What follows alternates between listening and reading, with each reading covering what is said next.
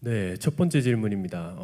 코로나 바이러스가 시작되면서 이제 이런 비슷한 생각들을, 궁금증들을 성도님들이 가지고 계실 것 같은데요. 질문은 무엇이냐면은 잠깐만요. 중요한 지금 얘기가 나와서 이거 소개를 해야 될 것 같은데요. 잘생기셨어요. 이렇게. 계속 하시죠. 이제 계속 하시면 됩니다. 말문이 막혔습니다. 지금. 첫 번째 질문은 그리스도인과 환경 보호입니다. 그리스도인은 환경을 어떻게 생각하고 어떻게 대해야 되고 이제 어떻게 살아가는 것이 환경 보호에 맞추어서 주님의 뜻인지에 대해서 이제 목사님께서 말씀해 주시면 되겠습니다. 자연 보호, 환경 보호죠. 사실은 교회 안에서 잘 다루지 않는 영역이에요. 환경을 보호합시다. 이거는 사회적으로 많이 외치고 지극히 당연한 건데 성경에서 환경 보호에 대한 근거를 찾으려면 생각보다 쉽지는 않아요. 자, 이렇게 생각해 보죠. 성경에서 환경을 보호하라고 명령한 적이 있나요? 여러분들이 어떤 근거를 가지고 답을 할 수 있을까요? 얼핏 생각하기에 아담과 하와 시절에 하나님이 아담에게 생명나무와 선악을 알게 하는 나무를 지켜라고 했잖아요. 이것도 어떻게 보면 이 자연을 지키라는 것으로 확대 해석할 수 있을까? 근데 좀 애매하죠. 그게 메인은 아니니까. 반대로 환경을 파괴해 이렇게 말씀하신 장면이 있습니까? 예를 들어서 노아 홍수 시대에 홍수로 이 자연 환경을 다 쓸어버리시고 또 고린도후서 또 계시록에 가면 마지막 때에 이 자연이 무너질 것이다. 예를 들어서 기근이 오고 그죠? 지진이 일어나고 이런 일들이 있을 것이다라고 하셨는데 이것이 바로 그러면 자연을 망가뜨리시는 건가? 이렇게 생각할 수 있잖아요. 하지만 이 질문하고 맞지 않죠. 그 외에도 환경이 주제는 아니지만 환경을 만지시는 장면들이 나와요. 예를 들어서 예수님이 열매 없는 무화과를 보시고 그 무화과 나무를 저주하시죠. 그랬더니 뿌리가 말라서 죽어버려요. 또는 배를 타고 가다가 풍랑이 일어났을 때 예수님이 그 풍랑을 말씀으로 잠잠하게 하신다든지, 그러니까 자연을 만지시는 장면이 나와요. 어떨 때는 자연을 망가뜨리시면서 우리에게 벌을 주시고, 어떨 때는 자연을 또 온전하게 회복시키시면서 우리를 보호하시고, 이런 면들이 있는데 이 모든 지금까지 제가 몇 개 말씀드린 이 사건들의 특징이 뭐냐면 하나님의 심판과 관련되어 있는 거예요. 그러니까 하나님이 자연을 만지실 때는 어떤 징계와 어떤 심판과 관련이 있을 때 특별히 만지세요. 또는 특별히 우리를 살리시고 회복시키시는 기적을 행하실 때 자연을 만지시기도 해요. 그러니까 자연하고 관련은 있지만 환경 보호하라 이렇게 생각하기에는 근거가 약하죠. 그죠? 그럼에도 불구하고 우리가 환경 보호의 근거를 찾는다면 저는 한 4가지 정도로 여러분들에게 말씀드릴 수 있을 것 같습니다. 첫 번째는 노아 홍수 심판이 끝나고 하나님께서 무지개 언약을 주셨어요. 다시는 이렇게 내가 물로 심판하지 아니할 것이다. 그 무지개 언약과 신약에 가면 예수님의 십자가의 죽음 사건이 있죠. 이게 그리스도의 구속이라고 우리가 보통 말하죠. 이 2가지 사건을 보면 이 무지개 언약을 주신 목적과 십자가에서 죽음으로 우리를 구원하신 목적은 똑같아요. 같은 목적을 가져요. 뭐냐면 원래 처음 세상을 창조하셨을 때 아담과 하와로부터 타락하기 이전의 그 상태로 이 모든 것들을 회복시키시기 위한 목적이에요. 그렇죠. 그래서 영적으로는 우리의 죄를 도말하셔서 그 죄가 없었던 그 상태로 돌이키기를 원하시는 거예요. 자연 환경조차도 하나님은 그러한 부분들을 함께 포함하고 계시다는 거예요. 그래서 창조 때로 회복시키시기 위한 하나님의 의도를 우리가 알기 때문에 비록 그렇게 완전하게 돌아갈 수 없을지라도 우리는 이 하나님께서 처음에 창조하신 이 땅을 회복시킬 필요가 있어요. 이렇게 생각하면 단순할 것 같아요. 원래 이 자연은 하나님이 참 아름답다, 보기에 참 좋다 하시면서 기쁨으로 창조하신 것들이에요. 원래 하나님 것들인데 망가진 거잖아요. 그러니 우리가 그걸 다시 회복시키고 복원하려고 하는 의지를 가지고 살아야 되는 것은 지극히 당연한 거죠.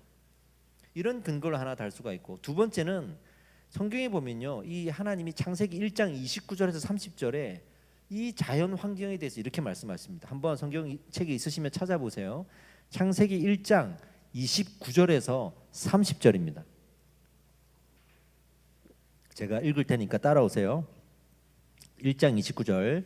하나님이 이르시되 내가 온 지면에 씨 맺는 모든 채소와 씨 가진 열매 맺는 모든 나무를 너희에게 주노니 너희의 먹을거리가 되리라. 하나님이 자연을 주셨다는 얘기죠. 또 땅의 모든 짐승과 하늘의 모든 새와 생명이 있어 땅에 기는 모든 것에게는 내가 모든 푸른 풀을 먹을거리로 주시노라 하시니 그대로 되니라. 그게 무슨 말이냐면 이 자연 환경을 인간을 위해서 주셨다는 거예요. 우리를 위해서 주셨다는 거예요. 그럼 망가뜨리라고 주셨겠어요? 아니잖아요. 그거를 잘 활용해서 우리가 이 땅을 믿음으로 살아가는 도구로 삼으라는 거잖아요. 그래서 먹을 것들을 우리가 하나님의 선물 안에서, 이 자연 환경 안에서 채워갈 수가 있는 거죠. 그래서 자연은 하나님이 우리에게 주신 선물이었구나를 알 수 있어요. 이 두 번째 답입니다.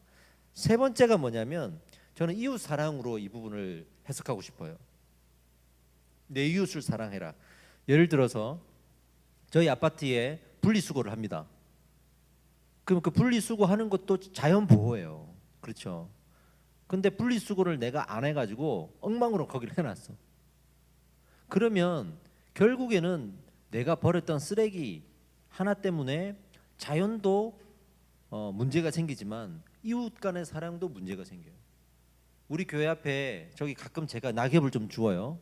그 왜 주냐면 자연을 위해서도 쓰레기를 줍고 낙엽을 치우겠지만 주변의 이웃들을 위해서도 유익하단 말이에요.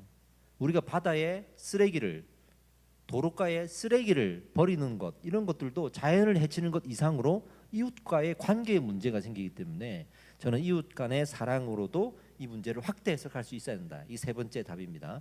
마지막 하나가 뭐냐면 골로새서 1장 20절을 한번 보겠습니다. 골로새서 1장 20절입니다. 제가 읽어드릴게요. 그의 십자가의 피로 화평을 이루사 만물 곧 땅에 있는 것이나 하늘에 있는 것들이 그로 말미암아 자기와 화목하게 되기를 기뻐하심이라. 그러니까 하나님이 이 자연 만물이 하나님에게 가까이 오면 올수록 영광을 받으시는 거예요. 그러니까 원래 하나님이 기뻐하신 그 상태로 회복되는 것을 보고 부분적이지만 하나님은 기뻐하시는 거예요. 그러니까 이 자연은 종합하면 창조 때 그 거룩했던 아름다웠던 때로 돌이켜져야 될 개념이고, 결국에는 하나님이 그 자연을 우리에게 선물로 주시고 이 선물로 주신 것을 활용함으로써 우리가 믿음으로 이 땅을 살아가는 데 도움이 되고 이웃과의 사랑도 도움이 되고, 마지막으로는 이것들이 조금이라도 회복될 때 하나님이 기뻐하시고 영광 받으신다. 이렇게 말씀을 드리면서 결국에는 자연을 보호하는 것이 성경적이다. 이렇게 답을 할 수가 있을 것 같습니다. 예. 목사님, 실시간 방송인데 좀 방금 네. 들어온 질문 네네. 하나 드려도 될까요? 네. 코로나 바이러스에 연결돼서 질문이 하나 들어왔는데 한 집사님께서 코로나로 인해서 기독교를 증오하는 사람들이 증가하고 맞아요. 있는데 네. 어떻게 상대하고 어떻게 대처해야 될지 목사님께서 좀 지혜롭게 한번 대답을 코로나19 확산으로 인해서 교회가 주목을 받는 이유는 무엇일까요? 아마도 그 신천지라는 집단적 감염의 근원이 교회와 연결이 되어 있기 때문에 우리가 지탄을 받는 겁니다. 사실은 뭐 여러 군데에서 단체로 감염이 되기도 하지만 워낙 이 사건이 컸어요. 그런데 여기에다가 두 번째 이유가 더해져서 우리가 이 예배를 고집하면서 계속 모이고 있고 사회의 우려대로 여기에서 또 감염이 일어나고 있기 때문에 우리의 영적인 또 우리의 믿음의 고백을 떠나서 사회적인 문제가 되고 있는 겁니다.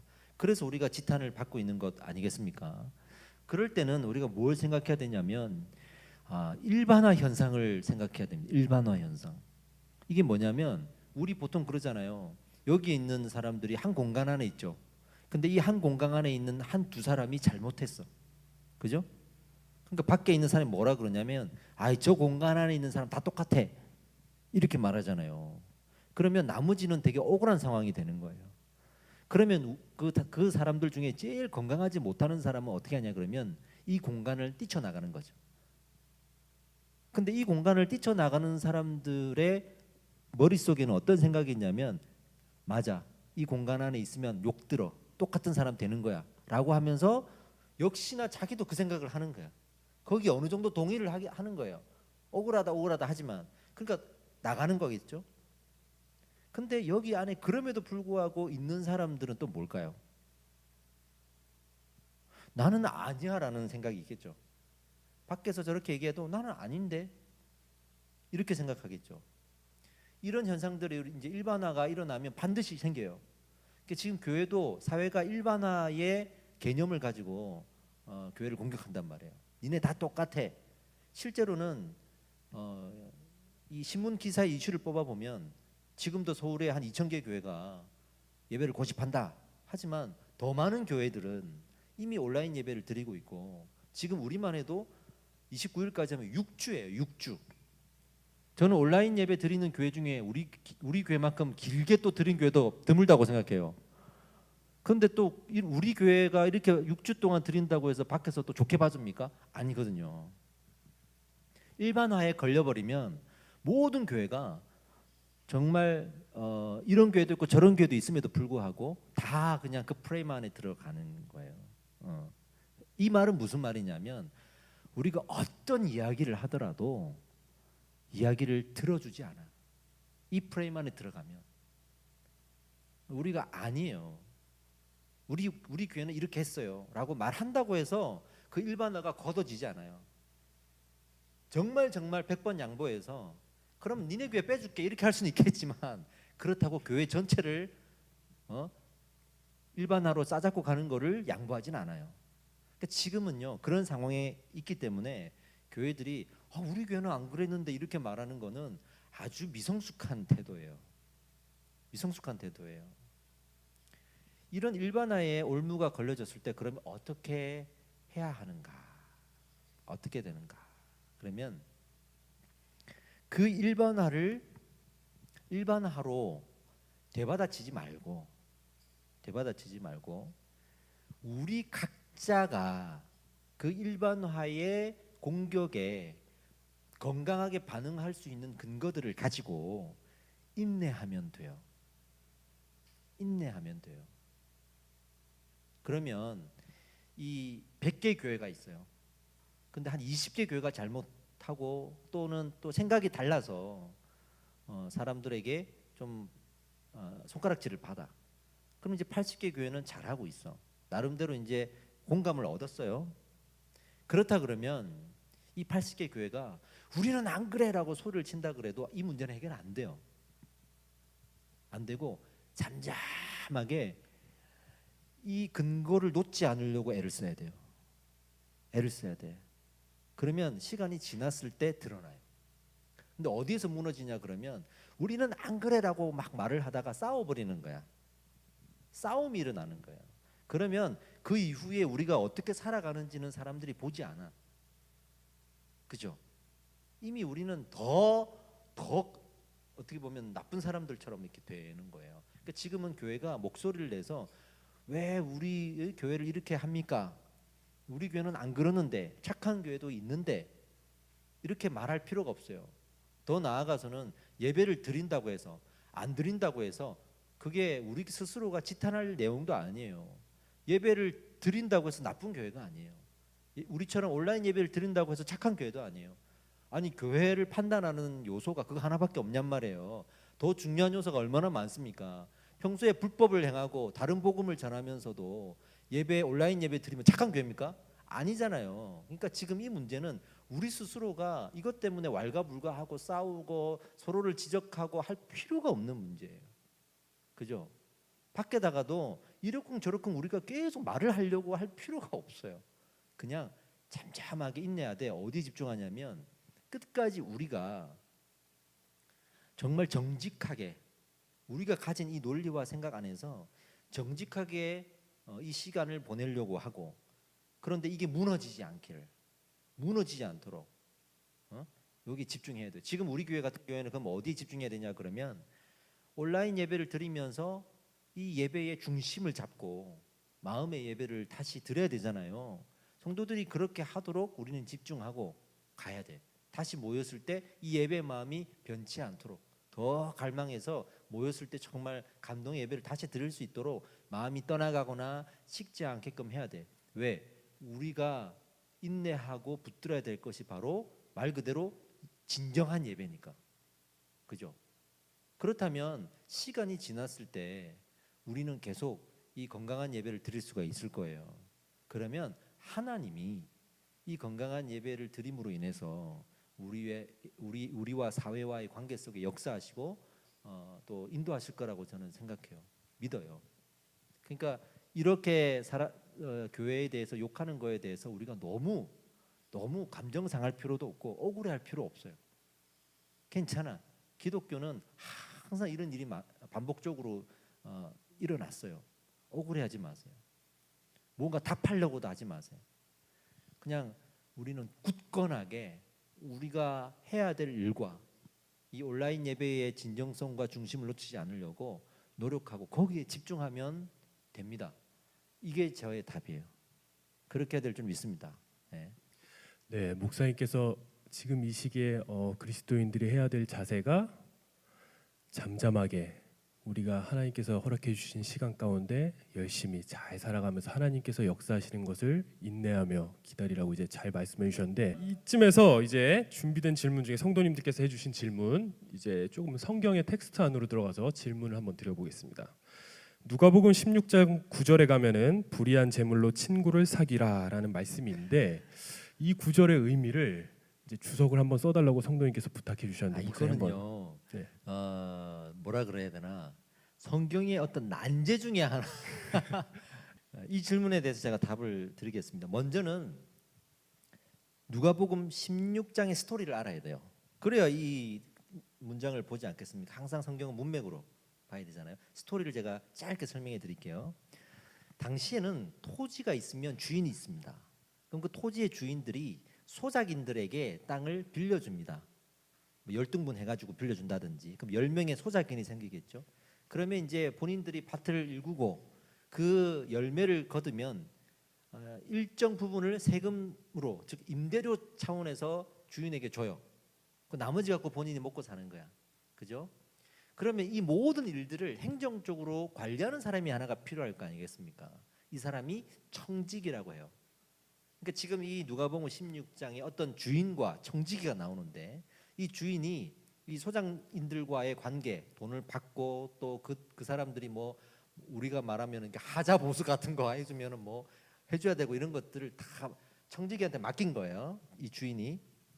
근데 소리가 들리기를 이 청지기가 주인의 입장에서 일을 해야 되는데 주인의 입장에서 일을 안 하고, 그렇다고 소장인들을 위해서 일을 하냐? 그것도 아니고 자꾸 뒷돈 받고 자기 배불리는 것, 이런 거, 장부도 막 이중장부 쓰고 막 이랬나 보죠. 그러니까 일을 못하고 손해를 끼치고 주인의 돈을 막 함부로 쓰는 것 같고 이런 이야기가 들리는 거예요. 실제로 그랬어요. 그러니까 이 주인이 이 청지기를 불러가지고 왜 그랬냐? 당신이 이제 올해까지가 계약인데 이제 계약 연장 안 하겠다. 계약 연장 불가 통보를 내린 거예요. 그러니 이제 이 청지기가 그 얘기를 듣고 아이고야 큰일 났다. 내가 곧 있으면 잘릴 텐데 잘리면 내가 어디에 가서 뭐 먹고 사나 하다가 꾀를 낸 거예요. 아주 잔머리를 굴린 거예요. 내가 남은 기간 동안 내가 머리를 써서 내가 이 주인의 돈을 관리해야 되는데 이 관리하는 과정에서 이 소작인들과 친해져야 되겠구나. 소작인들과 친해져서 내가 나중에 잘렸을 때 그들을 통해서 먹고 살 무언가 도움을 받아야겠구나. 그런 의미에서 그들과 친구가 되어야겠구나 생각을 합니다.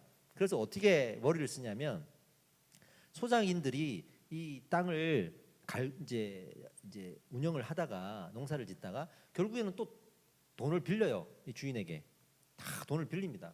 그러면 예를 들어서 뭐 추수를 했는데 좀 이번 해는 망쳤다든가 그러면 못 주잖아요, 이자를. 그럼 또 그걸 빌리는 거지, 그만큼을. 그렇게 하는데 그 증서들을 다 꺼낸 다음에 한 명씩 불러요.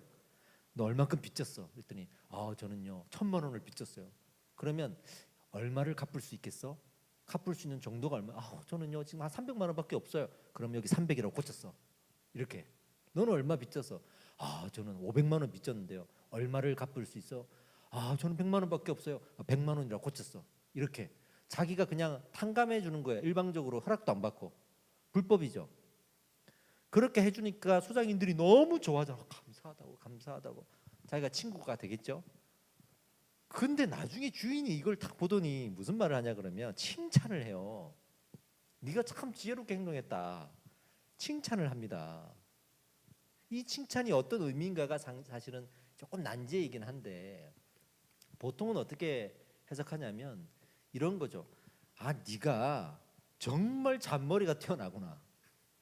이 전체적인 이 불법은 네가 잘못했어. 근데 참 네가 어디 갖다 놔도 굶어 죽지는 않겠구나. 이런 거 있잖아요. 이런 느낌 아시죠? 그런 식으로 칭찬을 한 거예요. 그러면서 아까 질문하신 이 불의한 재물로 친구를 사귀어라 이렇게 나온 거거든요. 자, 이걸 알기 위해서는 일단 이 사건 이후에 어떤 사건이 나온지도 한번 알아야 되는데 이 비유를 통해서 예수님이 무엇을 교훈하고자 했냐 그러면 세상 사람들도 이렇게 자기 유익을 위해서라도 친구를 삼지 않냐. 그죠? 세상 사람들도 지금도 직장 생활하면 옆에 있는 사람하고 내가 나중에 이 사람하고 어떤 관계가 될 줄 모르고 스쳐 지나가는 사람도 인연인데 내가 베풀고 살아야지. 저 사람 밥이라 좀 사줘야지. 그러면서 남들한테 돈도 쓰고 밥도 사주고 때로는 도와주고 그렇게 산다. 그죠? 근데 하나님의 자녀라고 하는 사람들이 왜 자기밖에 모르냐? 왜 남을 위해서 돈을 쓰질 않느냐? 왜 하나님께 드렸다는 명목으로 베풀지를 않느냐? 이야기를 하는 거예요 지금. 세상 사람들은 나중에 자기가 도움을 받기 위해서라도 저렇게 자기가 번 돈, 자기가 없는 돈도 저렇게 불법적으로 끌어모아 가지고 베풀려고 하는데 믿는 사람들은 왜 하나도 밥 한 번 안 사주고 집밖에 모르고 그렇게 하냐 이걸 이제 지적을 하는 거예요. 그리고 나서 그 다음 이야기가 바로 부자와 거지 나사로 이야기가 나와요. 그러니까 부자가 어떻게 하죠? 자기만을 위해 살잖아요. 베풀지 않아. 친구가 없어요. 그래서. 근데 이제 자기 집 앞에 늘 거지가 왔는데 그 거지한테도 단 한 푼 도와주지 않아요. 근데 나중에 둘이 죽었어요. 부자는 지옥에 가고 이제 이 나사로는 천국에 갔단 말이에요. 근데 하나님이 교훈을 남기시기 위해서 이 두 사람을 가지고 이제 대화를 하시는 거예요. 부자가 나는 왜 지옥에 갔습니까? 라고 말했더니 너 왜 이 나사로한테 베풀지 않았냐? 너 나사로한테 좀 베풀었으면 나사로가 나한테 저 사람은요 제가 굶었을 때 밥도 사주고요 이렇게 선한 일을 했습니다라고 말을 해줄 텐데 그렇게 말을 안 하는데 너는 이 거지한테도 안 베풀던데? 라고 말을 한 거예요. 그러니까 이제 이 지옥에 간 부자가 살아 있을 때 이렇게 내가 누군가에게 베풀면서 친구를 삼아야 되는 거구나. 그 사람이 나중에 나를 변호해 줄 수 있겠구나 생각을 할 거 아니에요. 자기는 이미 늦었어. 살아있는 자기 형제들이 있단 말이에요. 그러니까 예수님한테 저 살아있는 내 형제들한테 이 사실을 빨리 알려달라고. 저 형들도 나처럼 하나도 남을 위해서 쓰지 않은 사람들인데 나중에 이제 베푸는 것이 이렇게 큰 유익이 된다는 것을 빨리 알려달라고 얘기했더니 거절당하죠. 그런 거는 우리가 알려준다고 되는 것이 아니야. 선지자들한테 들었던 그 말씀으로 그 사람들이 진심을 다해 해야 되는 거야. 이런 식으로 이제 답변이 온 거예요. 그러니까 결론적으로는 이 불의한 재물로 친구를 삼으라는 말은 여기서 불의한 재물로는 그냥 우리가 세상에서 버는 돈들을 얘기하는 거예요. 여러분 직장 다니면서 그 어떤 월급을 받죠? 그게 다 여기서 말하는 불의한 재물이에요. 그 세상을 살다가 얻은 재물로 남을 돕고 살아라. 세상 사람들도 이렇게까지 하는데 남을 돕고 살아라라는 전체적인 교훈을 우리에게 주시는 장면이에요. 이게 그러니까 본질적인 의미는 세상 사람들도 이 재물을 가지고 친구를 삼는 일에 나중에 자기 유익이 될 줄 알고서라는 어떤 좀 순수하지 못한 목적에서라도 친구를 사귀고 베푸는데 너희들은 뭐하냐 하면서 진정한 친구가 누구냐를 묻는 거죠. 그게 하나님 아니냐. 너희가 나중에 죽었을 때 누가 너희를 구원해 주냐. 누구한테 너희가 갈 거냐. 진정한 친구인 그 하나님 앞에 왜 하나님과 친구가 되지 않고 하나님과 이렇게 하나님을 위해 하나님 영광을 위해서 이 재물을 쓰지 않고 너희들만을 위해 쓰느냐라는 본질적인 문제까지 가는 거예요. 이게 가는 거예요. 그래서 그렇게 결론을 내릴 수가 있을 것 같습니다. 이 불의한 재물로 친구를 삼으라라는 이야기는 1차적으로는 이웃들에게 우리의 생활의 일부를 나누면서 그들을 도우라. 2차적으로는 그 진정한 친구는 하나님입니다. 하나님의 영광을 위해서 이 재물을 흘려보내라라는 의미로 우리가 해석하면 좋을 것 같습니다. 네, 여기까지 하겠습니다. 아주 목사님께서 명쾌하게 이제 풀어주셨는데 목사님께서 지금 누가복음 16장 9절을 이제 통해 가지고 하나님과의 관계 그리고 우리 이웃 친구 사람과의 관계를 이제 어떻게 해야 될지 말씀해 주셨는데 아까 한 청년이 질문 하나 올려있습니다. 이제 네. 청년들이 이제 사회생활을 시작하게 되고 회사에서 이제 많은 이해 못할 상황들이 벌어집니다. 그리고 상처를 받기도 하고 관계를 어떻게 해야 될까 하고 이제 궁금한 점들이 많이 생기게 되는데 이런 좀 실천적이고 적용적인 부분에 있어서 목사님께서 그리스도인으로서 어떻게 좀 더 지혜롭게 세상 사람들과 회사 사람들과 관계를 맺고 사회생활을 하고 삶을 살아가야 될지 좀 답변 좀 부탁드립니다. 좀 사실은 영역이 너무 큰 이야기이긴 해요. 네. 구체적인 사건 하나를 저한테 이렇게 말씀하시면 좀 더 제가 편하게 답을 할 수 있을 텐데 너무 큰 거야. 이거 직장 사람들과 어떻게 관계를 맺어야 되나요? 얘기가 상당히 길어질 수 있는 건데 짧게 말씀을 드린다 그러면 불신자들은요. 그러니까 지금 불신자를 전제로 했을 거예요. 그 직장이 크리스찬 직장은 아닐 거예요. 불신자들은 우리 신자들을 어떻게 보냐 그러면 그냥 하나님과 직통으로 연결된 사람 정도로 생각해요. 모세 같은 사람, 베드로 같은 사람을 생각해. 우리 입장에서는 얼토당토하는 말이지만 그분들은 그렇게 생각해요. 그러니까 우리가 잘못하면 바로 하나님 욕하잖아. 이걸 알아야 돼. 이걸 알아야 돼. 그래서 예수님께서 이렇게 얘기하시잖아요. 누구를 만나든지 죽게 하듯 하고 무엇을 하든지 주의 영광을 위해 살아. 이 얘기가 뭐냐면 세상 사람들이 우리를 그렇게 생각하기 때문에 그렇게 안 하면 욕을 들어요. 거기 가서 아니 나도 사람인데 나도 좀 이렇게 적당히 좀 재주지고 나는 하나님이 아니야 라고 말할 수 있지만 불신자들은 그렇게 생각 안 해요. 우리보다 더 단호하게 아니 너 그러면 안 돼. 너 가짜야. 이렇게 말을 하는 거예요. 그러니까 직장 사람들이 나를 어떻게 생각하느냐가 중요한 거예요. 내가 그들을 어떻게 생각하느냐보다도 그들이 나를 하나님과 직통 연결된 마치 주님 보좌 오른편에 앉아 있는 그런 사람. 그래서 스스로를 직장 갈 때 이렇게 출근하면 생각하세요. 나는 모세다. 나는 모세다. 직장 사람들이 나를 모세로 볼 거다. 내가 막 반석 한번 딱 때리면 막 쓴물이 단물 되고 바위에서 물이 팍 터져 나오고 그런 어떤 능력이 있는 사람인 줄 안다 나를. 그러니까 내가 생각하는 것 이상으로 내 행동 하나하나에 정말 신경을 써야겠구나. 이 예화를 들고 마무리하면 되겠네. 제가 예전에 아르바이트 할 때 저 신학생 신분으로 아르바이트를 했어요. 그 아르바이트 하는 곳에서 지금 우리 아내를 만났죠. 그 이제 아르바이트하러 갔는데 여직원이 2명 있었어요. 그 중에 한 분이 이제 지금 저희 사모님입니다. 그런데 이제 저는 이제 아르바이트생이고 그분들은 이제 직원이잖아요. 근데 여직원들이 뭘 하냐면 아침에 와가지고 이제 책상 닦고 커피 그거 전날 썼던 거 그거 막 거름하는 그거 막 이제 버리고 새로 갈고 뭐 이런 것들을 준비해 놓는 역할을 하더라고요. 근데 저는 신학생이잖아요. 그러니까 제 입장에서는 나는 그냥 알바야. 나는 알바야 그냥. 근데 그분들 입장에서는 나는 신학생인 거야. 거의 그 제 별명이 목사였어요. 목사. 신학생이니까 아르바이트 하러 가면 다 나보고 목사래. 조선 호텔인가요? 그 호텔 제가 출장 뷔페에서 아르바이트를 했는데 그 사람 많은 데서 제가 웨이터로 지금 아르바이트를 하는데 지배인이 그 사람 많은 손님들 앞에서 어이 목사 이러. 그만큼 사람들은 그 타이틀을 안 놓더라고요. 근데 가서 제가 어떻게 했냐면 1시간 일찍 출근을 해가지고 책상을 닦고 그거 제가 한 거야 이제. 왜? 나는 알바라 그런 거 신경 안 써도 되지만 이 사람들은 나를 그렇게 안 본단 말이에요. 그걸 했더니 참 좋아해 주더라고. 아마 그런 부분들이 좀 점수를 땄지 않았을까. 저는 개인적으로 자칭적으로 이렇게 생각.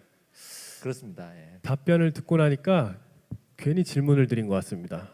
모든 성도들이 모세처럼 살아야 될 것 같은 이 아주 불합리한 현실. 네. 그 와중에 한 성도님께서 굉장히 역행하는 질문을 하나 해주셨습니다. 치맥이 너무 좋은데 집에서 혼자 맥주를 먹어도 되는지. 목사님 이거 잘 대답해 주셔야 됩니다. 네. 근데 저는 그분이 누군가가 중요한 것 같아요. 이제 무조건 제가 먹지 말라 하지 말라 그거 말하고 싶지는 않아요. 누군가가 중요한 것 같아요. 예를 들어서 우리 집사님들이 그렇게 하면 안 되죠. 집사님들 그러면 안 돼. 어떤 목자들 이런 분들은 그러면 안 돼. 잘 들으세요. 네. 근데 이제 하나님을 이제 알아가고 있는 사람한테 그렇게 하지 마십시오 이렇게 얘기는 못 해요. 그래서 저는 우리 신앙의 고백이 하나님 앞으로 많이 가 있고 하나님의 영광을 위해서 내가 살겠다라는 고백이 있는 사람들은 그렇게 하면 안 되죠. 혼자 있을 때도 거룩해야죠, 그죠? 근데 아직은 하나님을 잘 모르지만 그 희미한 하나님을 알아가고 있는 사람들에게는 지금 그것부터 막 강조하기는 어려워요. 저는 그냥 몰래 드시라고 하고 싶은 마음이에요. 당신이 누구입니까가 중요합니다. 익명을 지켜드리고 싶지만 이미 채팅창에 실명이 공개된 것 때문에 바울처럼 모세처럼 사시기 바랍니다. 술 드시지 마시고. 예. 자, 우리 준비된 질문 하나만 더 들어가고 있습니다. 10시가 다 돼가는데 여러분들 좀 그래도 재밌으시죠? 유익하고 목소리가 썩 그렇게 긍정적이진 않은 것 같습니다. 그래도 진행하겠습니다. 네. 자, 질문 하나만 더 들어가 있습니다. 목사님, 우리 귀한 어린 영혼이 질문을 해줬는데 사단은 천사가 타락한 존재입니까? 라는 게 첫 번째 질문이고, 두 번째 질문은 그렇다면 지옥은 사탄을 심판하기 위해 하나님께서 만든 것인가요? 라는 질문을 우리 귀한 어린 영혼이 해줬습니다. 아마 이게 유치부죠? 그렇죠. 네, 유치부에서 여러분 아이들 질문이 제일 답하기 힘들어요. 너무 본론적인 질문을 하기 때문에. 근데 이 질문은 우리에게 좀 필요한 것 같아서 제가 선정을 했어요. 우리 이 친구가 듣기에는 좀 어려울 수도 있어요. 어쩔 수 없어. 그러나 이제 우리 여기 있는 우리 성도님들에게 알맞는 답을 제가 또 할 수밖에 없으니까 제가 답을 일단 해보겠습니다. 결론적으로는요, 이 아이의 생각이 틀리지 않았어요. 큰 틀에서 틀리지 않았어요. 자, 구체적으로 한번 얘기해 볼게요. 여러분, 사탄은 언제부터 존재했을까요? 언제부터 존재했을까요? 아담이 뱀에게 유혹을 받죠. 아담과 하와가. 그 무슨 말이에요? 인간이 존재하기 이전부터 있었다는 거예요. 그죠? 사단의 기원은 알지는 못하지만 중요한 건 인간이 창조되기 전부터 있었다는 건 확실해요. 자, 그다음에 그 사단은 누구냐의 문제인데, 사단이 천사들이었는데 타락했다, 이거 다 아는 사실이죠, 그죠? 이게 어디에 나오냐면 유다서에 나와요. 유다서 6장, 유다서는 1장밖에 없습니다. 유다서 6장에 읽어드릴게요. 또 자기 지위를 지키지 아니하고 자기 처소를 떠난 천사들을 큰 날의 심판까지 영원한 결박으로 흑암에 가두셨으며라는 구절이 나와요. 그러니까 자기가 천사의 지위를 갖고 있었는데 더 높아지려고 하다가 이렇게 징계를 받고 타락하고 거기서 도망쳐 나오면서 다른 천사들을 데리고 나온 어떠한 무리가 있었다라고 성경은 말하고 있어요. 그 무리가 바로 우리가 아는 사단의 무리인 거죠. 그러니까 사단이 어떤 존재성을 갖고 있냐면 더 높아지려고 하는 존재성, 하나님이 되려고 하는 존재성 자체를 가지고 있겠죠. 그러니까 아담과 하와에게 나타나서 첫 유혹이잖아요. 어떻게든 어떤 입장에서 보면 사단도 이제 첫 영업인 거야 이제.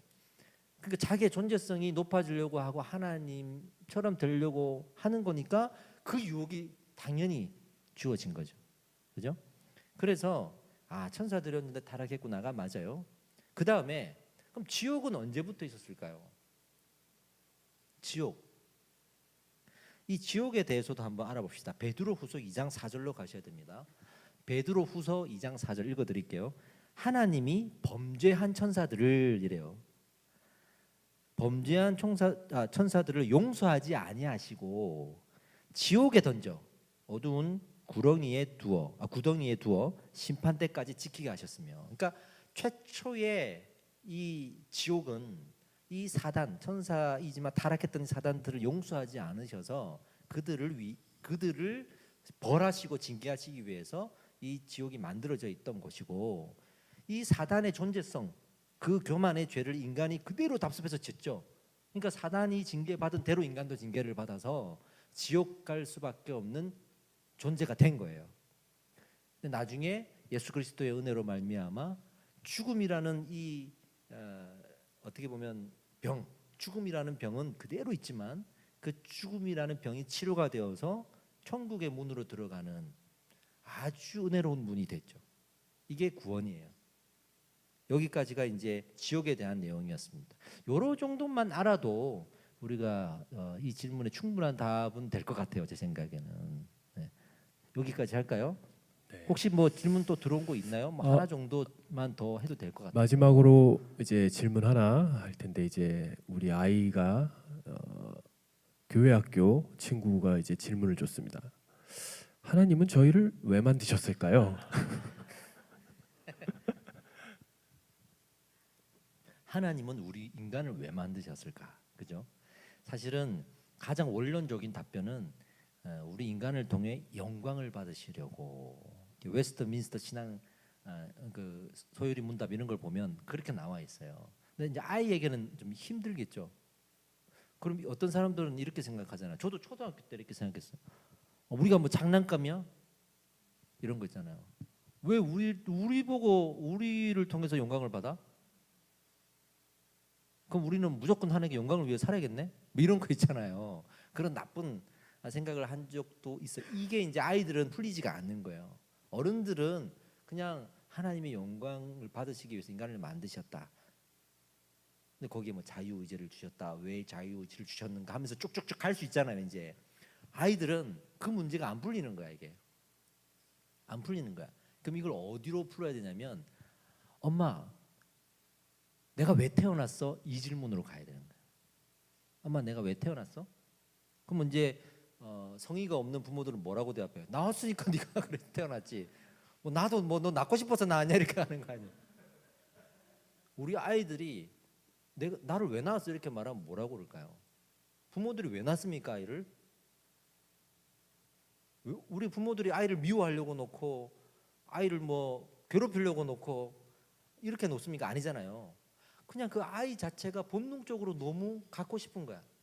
본능적으로 아이에 대한 사랑이 있으니까 낳는 거예요. 그렇지 않은 부모들은 아이를 낳지 않겠죠, 그죠? 그냥 다른 생각들이 있겠죠.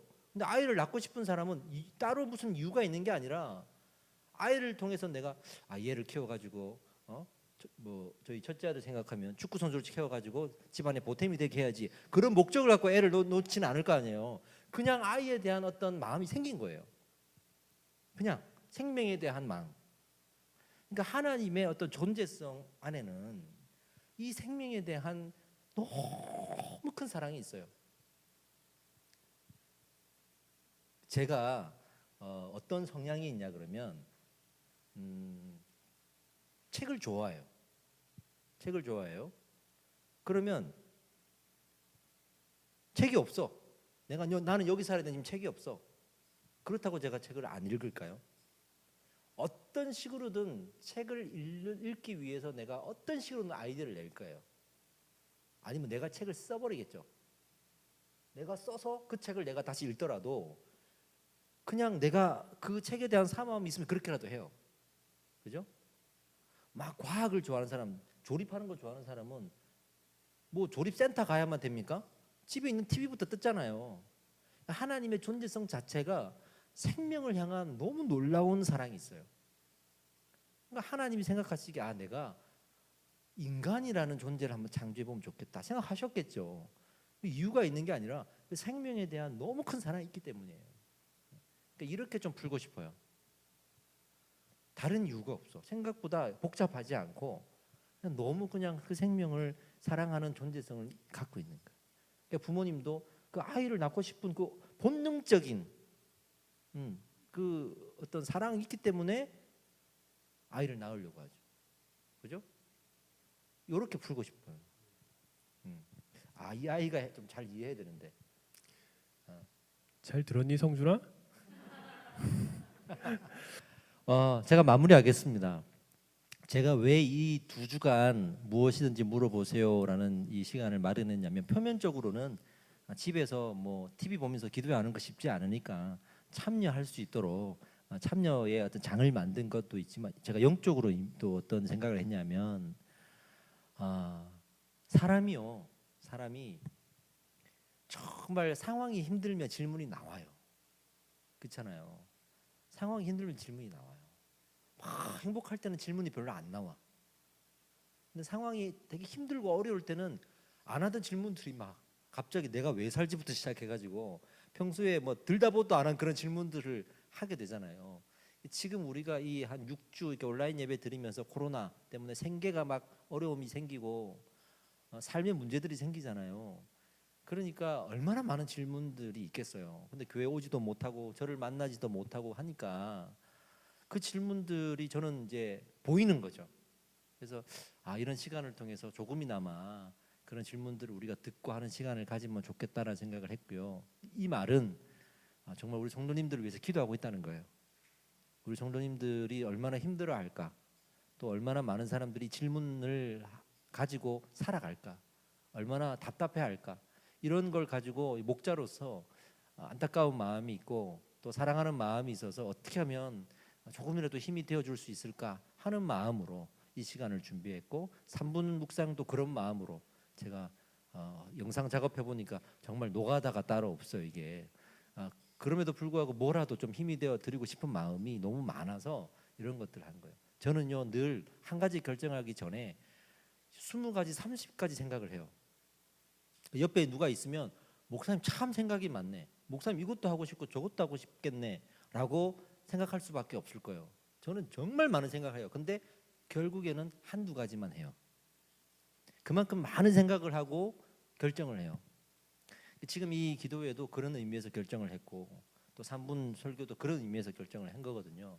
그러니까 조금이라도 이 교회가 또 저도 우리 성도님들을 위해서 기도하고 있고 정말 간절한 마음으로 다시 모이고 여러분들에게 뭔가 도움을 드리려고 하고 있구나를 좀 생각해 주시고 조금이라도 힘이 되시고 좀 위로를 받으셨으면 좋겠습니다.